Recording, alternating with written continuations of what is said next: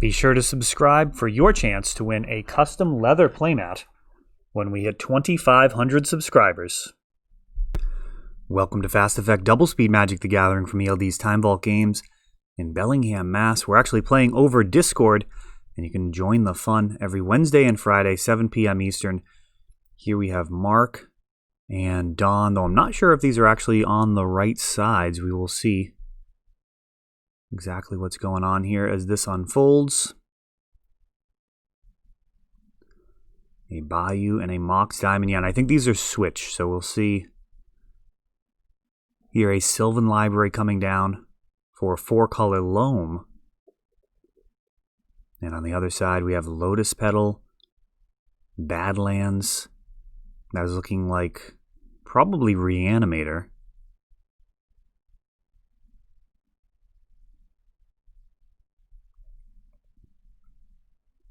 Another possibility would be Storm, but Entomb kind of tips the scales toward Reanimator strongly here. And a Chancellor of the Annex.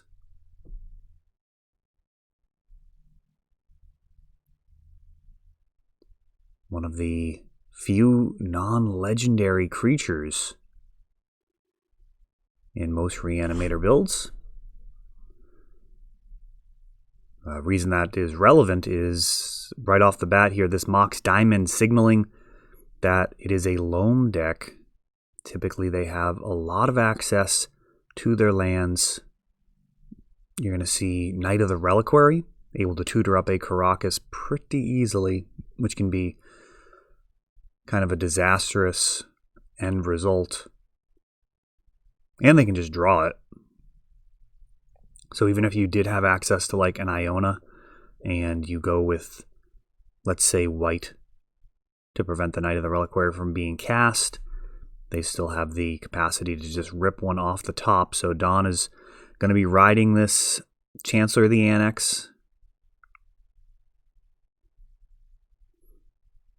Having reanimated, he'll be down the life from that. And now a double Faithless Looting. Looking to get some more support. I didn't notice him discard 2 cards from that. Oh, okay. Technically, the Graveyard Order is slightly out there. The Faithless Looting would resolve after the cards had been discarded. Not a massive deal, obviously. Not going to likely interact with any cards in a different way. Oh no, but Baleful Strix. A 3-mana reply to this Chancellor is actually really a strong speed bump here.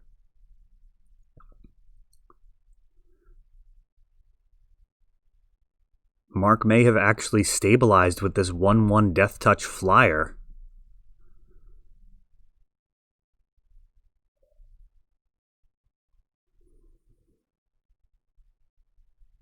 Faithless Looting being flashed back. That is brutal. And I'm surprised the Gristlebrand wasn't grabbed. I mean, the Caracas is definitely a thing to be aware of. But even if you get 14 cards off of it, you're probably going to be in pretty good shape. Though I guess with Reanimate, you're only getting 7 cards if they have the Caracas right away. But still, 7 cards is an awful lot. There's a Chalice at 1. And things are just getting worse and worse here for Don.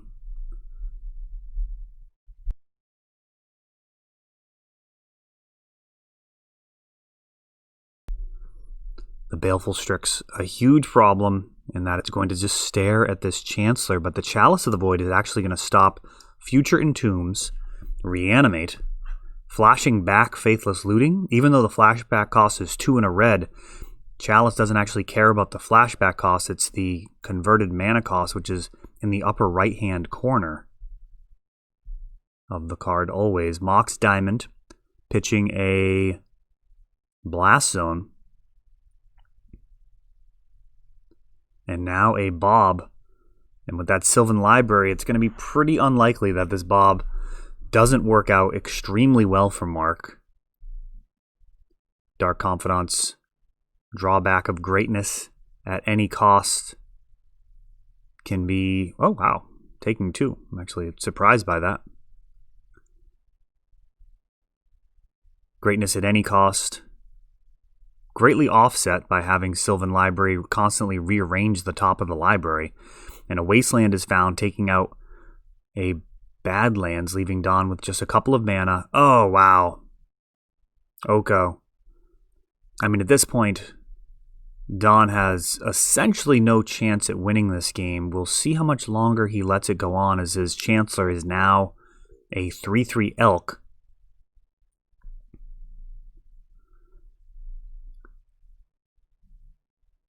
And plenty of options here for Oko activations. Of course, food can be made, but Mox Diamonds, this Dryad Arbor. So many options here to elk and just completely neutralize this opposing 3/3 on the other side. Oh, and why not? Looks like is that a Knight of the Reliquary or Knight of Autumn? Little bit of pixelation there. I'm going to assume it's Knight of the Reliquary. Oh yeah, that is Knight of the Reliquary. And this is just completely out of hand. Now Don's deck can win very, very quickly. So there is that. As far as time in the round, if you are in a matchup where you're not necessarily strongly favored, it might make sense to just allow your opponent to play as much stuff as possible, learn as much about their deck as you can, and kind of have as little time as possible for future games. You know, if you can win the next one in 5 minutes or so, and then go into the final game with about, 5 or maybe even less minutes. I mean, you can actually get the job done in 3 minutes, no problem with Reanimator. Loam strategies are going to have a much tougher time in executing that, but I mean, it can be done. I do think the important thing when you decide to do that is that you make sure that you play at a very brisk pace. You do not want to be trying to manage the clock and then also ever run the risk of not playing promptly. So you'd never want to skirt the line and potentially Dark Confidant's not going to be turning sideways here. We've got 4 damage coming in the Elks trade. You would never want to be in a situation where you are actually manipulating the clock improperly. We don't have a chess clock in Magic, so you don't really... there is a certain degree of ethics that have to be invoked, which are encoded in the rules. I mean, you can't just sit there with 2 lands staring at them, pretending like you have a play. And yeah, Don finally scooping it up. So, I mean, he learned a lot. The abrupt decays are something to be mindful of. It is possible there that he was thinking about using Animate Dead and recognizing how bad that'll be. I think if he was intending to win that game, I think you actually just take an abrupt decay with the Unmask and then hope to hit another discard spell and then resolve and animate, as Exhume is not going to work. You're just going to give back a opposing creature at some point, like a Baleful Strix, and then excuse me, on the other side of that, Animate Dead gets taken out by Abrupt Decay. So Reanimate was off the table because of the life loss.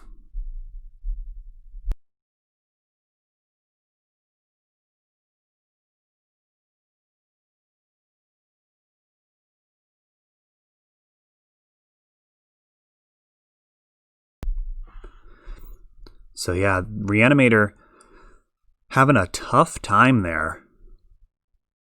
Really, everything going wrong. And that turn 1 Chancellor just not good enough to stop 4-color Loam from stabilizing with a Baleful Strix. Of course, being on the play and having that first turn Sylvan Library paid some real dividends. It's a card that I actually played in my Europost list for a little bit as a one of. Ultimately, I ended up cutting it for a second copy of Hour of Promise.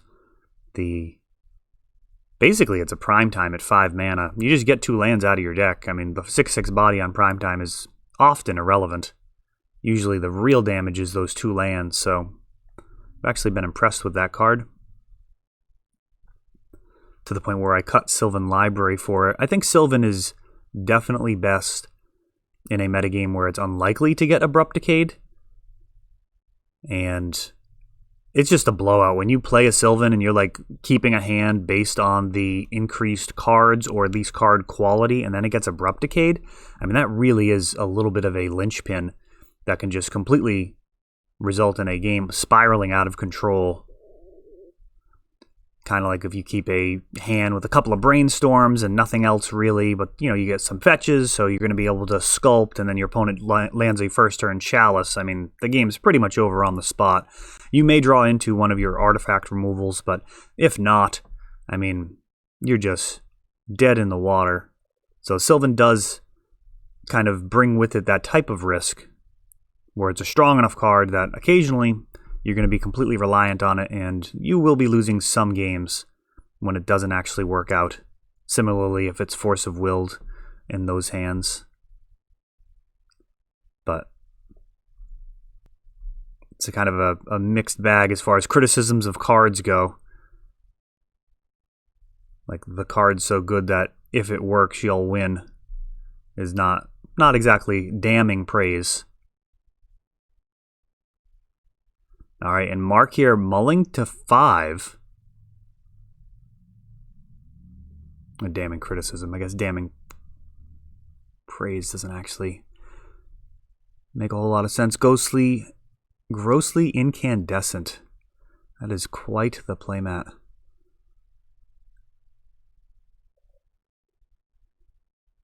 A Faithless Looting. Polluted Delta. Fetching a Badlands again. And a Faithless Looting plus Gristlebrand. I believe that was a Gristlebrand. Maybe that was an Animate Dead. But we will see what the upcoming plays look like.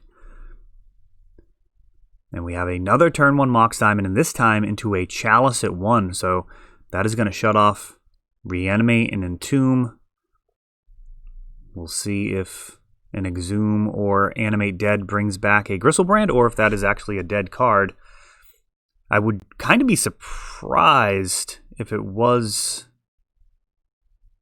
an Animate, given that the Faithless Lootings very often are going to be used. Oh wow, and Meddling Mage too. There's a whole lot of hate here. Chalice at 1 and then Meddling Mage.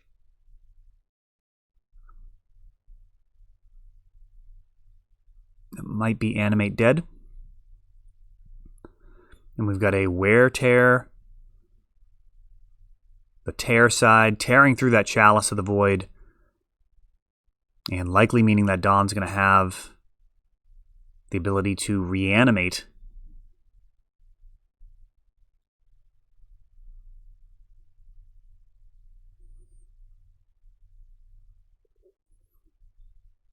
Yeah, might be Exhume, might be Animate Dead. We've got the Entomb.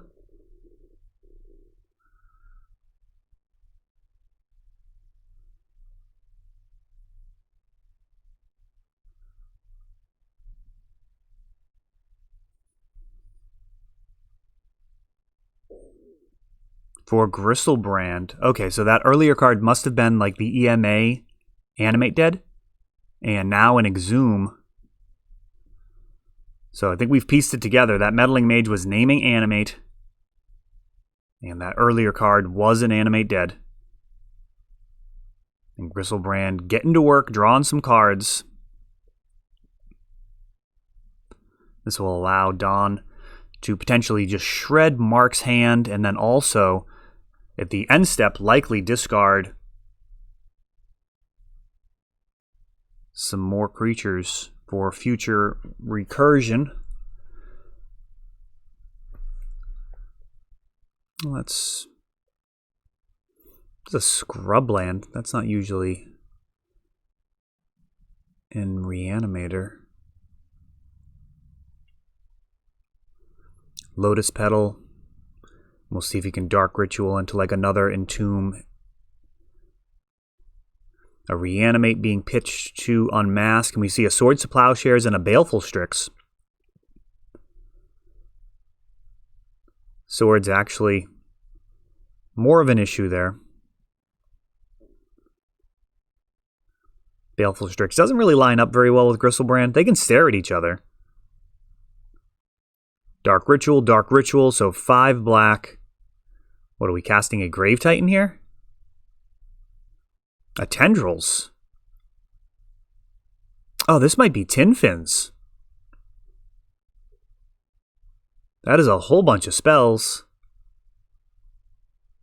And that's going to allow Gristlebrand to draw a bunch more cards, still with a black mana floating.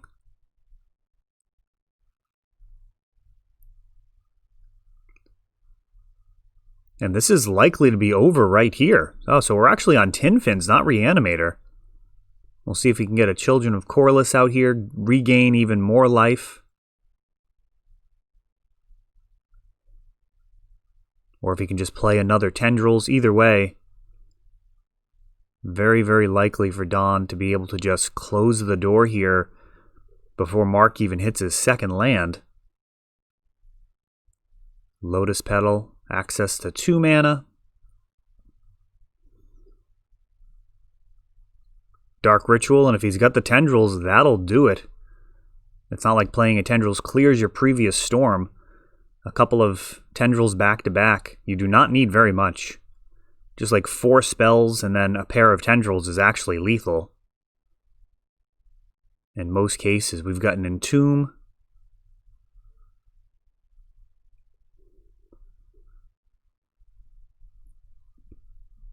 For Chancellor of the Annex. And it looks like he's actually going to have to bail on the combo element of this and just settle for swinging for lethal with a Chancellor of the Annex and Gristlebrand the next turn. Either one of those would have ended up getting past that Baleful Strix, and Mark tossing in the towel. Best case scenario, he draws a land and can play the Baleful Strix. Because of the Chancellor, there'd be no chance of being able to use the Baleful Strix to draw into like a Swords to Plowshares at only 2 mana.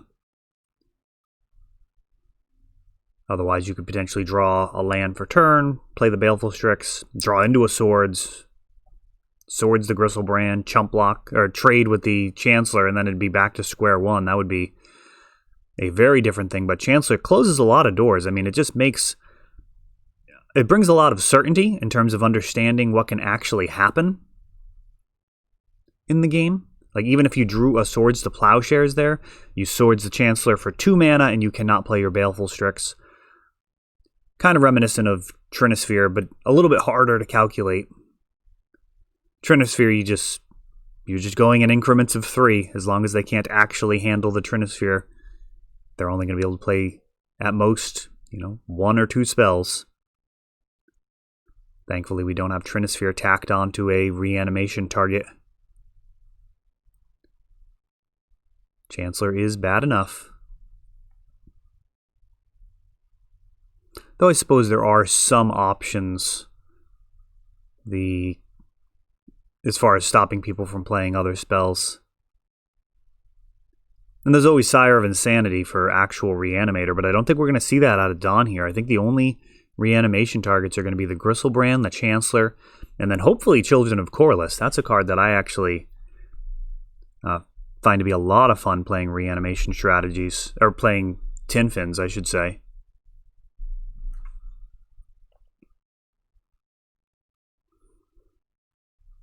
Just gaining crazy amounts of life.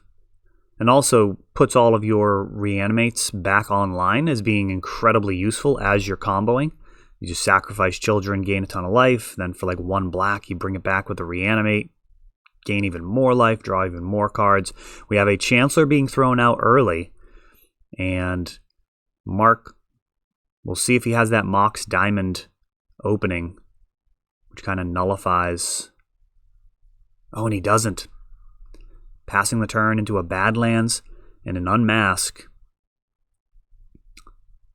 Oh, unmasking himself off of a Dark Ritual. And I assume we're just going to see a Reanimate.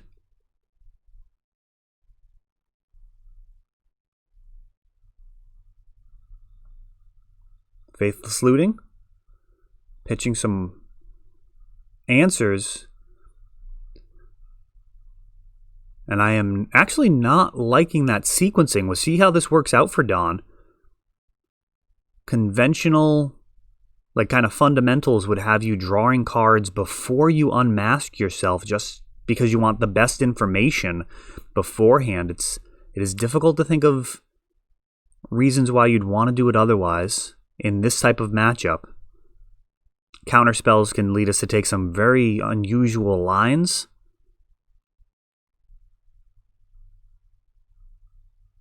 Sometimes you throw stuff out hoping your opponent will counter it in order to make the better spell resolve. I don't think that, that wouldn't make any sense here, as Mark does not have access to Force of Wills. Possible he could have access to like Flusterstorm or something, though that is not stellar in this type of matchup. And Baleful Strix being tossed into the trash bin. Wow. Mark's hand just wanting to get rid of that Chancellor trigger and willing to sacrifice a pretty decent value card in Baleful Strix to make it happen. Let's see what this turn 3 play is that merited throwing away a Baleful Strix. Maybe it's going to be Knight of the Reliquary. That would be a play that would certainly balance out the loss of the Strixes. That'll give you access to Bojuka Bog while also establishing a legit clock. Oh, Scavenging Ooze. That one. Yep, that one is pretty good. One of the other aspects there, too, is there is a little bit of a hedge with the Baleful Strix, and that in Exhume will bring it back. So that Baleful Strix not fully dead. Worst case scenario, it is dead. Middle ground scenario is when your opponent plays an Exhume. Now they're giving you a Baleful Strix, and you're getting a card out of it. And there's Iona. I believe that's Iona, but with the green mana open, this is going to be very difficult to somehow get back. We've got an Exhume, and it looks like the Iona will bite the dust. And a Chancellor and a Baleful Strix will come back. Card draw. And the Scavenging Ooze is just going to be a devastating card. Chancellor of the Annex being kept in check. Wasteland takes out the red mana, so he's going to stop Don from using those Faithless Lootings in the graveyard. And during the end step, we're going to have the Faithless Lootings now removed, so no chance each turn that the mana is unused. We're going to see Mark be able to take out more and more of the graveyard, though it's not hugely damning. I mean, it's really just going to be completely cleared out and plenty of mana open in case there is some type of attempt at reanimating. This is one of the situations where I actually really like Show and Tell in Reanimator. Though this is Tinfin, so I mean, to be fair, it's really not likely to ever enjoy that type of sideboard card. Just regular Reanimator has so many more bodies.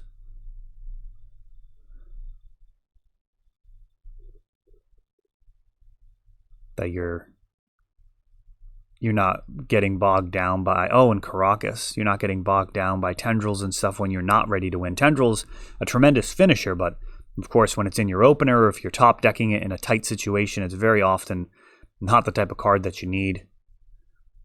And a Cycle Thicket and a Maze of Ith as well. Whew. This is getting ugly. Baleful Strix at this point, it's going to just start turning sideways.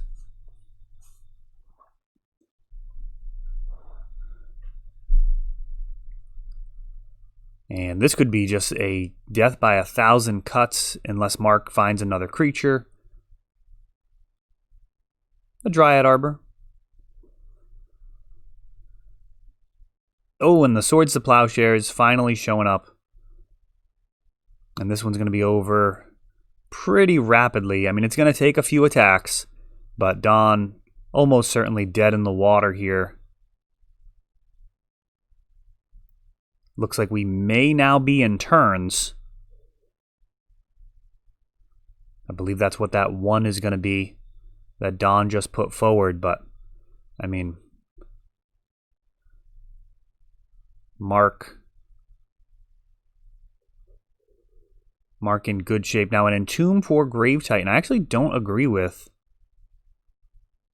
Essentially just feeding the Scavenging Ooze.